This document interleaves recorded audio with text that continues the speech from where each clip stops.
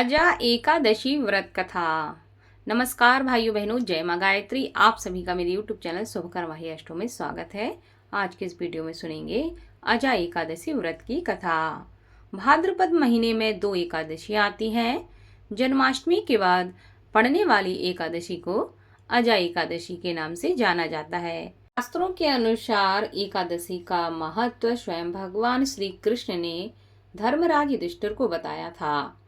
भगवान कृष्ण बोले, भादो मास के कृष्ण पक्ष की एकादशी का नाम अजा एकादशी है। इसका महत्व गौतम मुनि ही जानते हैं। भाद्रपद मास के कृष्ण पक्ष की एकादशी का नाम अजा है। वह सब पापों का नाश करने वाली बताई गई है। जो भगवान केशव का पूजन करके इस व्रत को करता है, उसके समस्त पाप नष्ट हो जाते हैं। पूर्व काल में हरिश्चंद्र नामक एक विख्यात चक्रवर्ती राजा हुए, जो समस्त भूमंडल के स्वामी और सत्य प्रतिज्ञ थे। एक समय किसी कर्म का फल भोग प्राप्त होने पर उन्हें राज्य से भ्रष्ट होना पड़ा, जिसने युगों का परिवर्तन कर दिया। कथा के अनुसार सूर्यवंश में राजा हरिश्चंद्र अयोध्या में हुए थे। उनके द्वार पर एक श्याम पट लगा था, जिसमें मणियों से लिखा हुआ यह लेख था, इस द्वार में मुँह मांगा दान दिया जाएगा। राजा ने पहले अपनी पत्नी और पुत्र को बेचा, फिर अपने आप को भी बेच दिया। पुण्यात्मा होते हुए भी उन्हें चंडाल की दास्ता करनी पड़ी। वे मुर्दों को कफन पहनाते थे। इतने पर भी नृपश्रेष्ठ हरिश्चंद्र सत्य से विचलित नहीं हुए। इस प्रकार चंडाल की दास्ता करते उनके अनेक साल व्यतीत हो गए। इससे राजा को बड़ी चिंता हुई। वे अत्यंत दुखी होकर सोचने लगे, क्या करूं, कहाँ जाऊं, कैसे मेरा उद्धार होगा।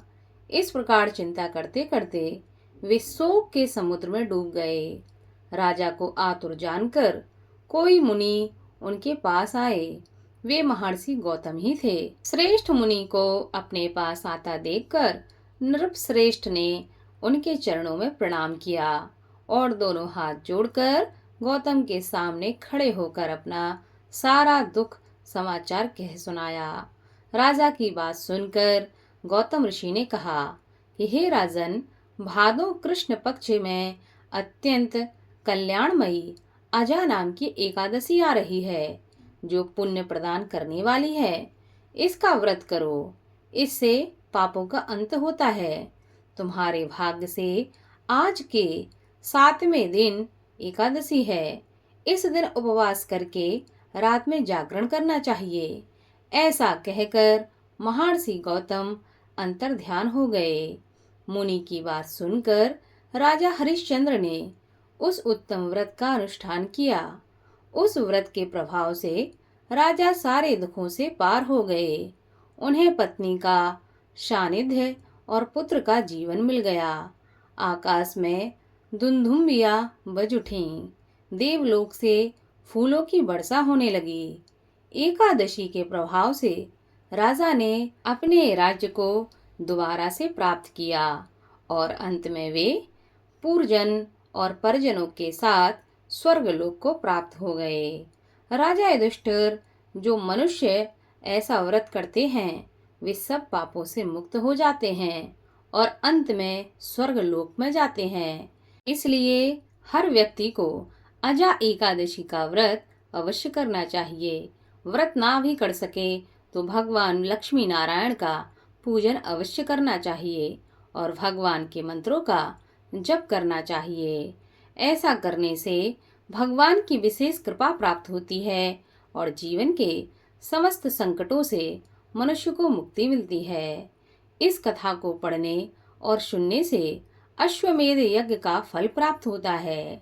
हे राजन, इसलिए आपको ऐसा करना चाहिए।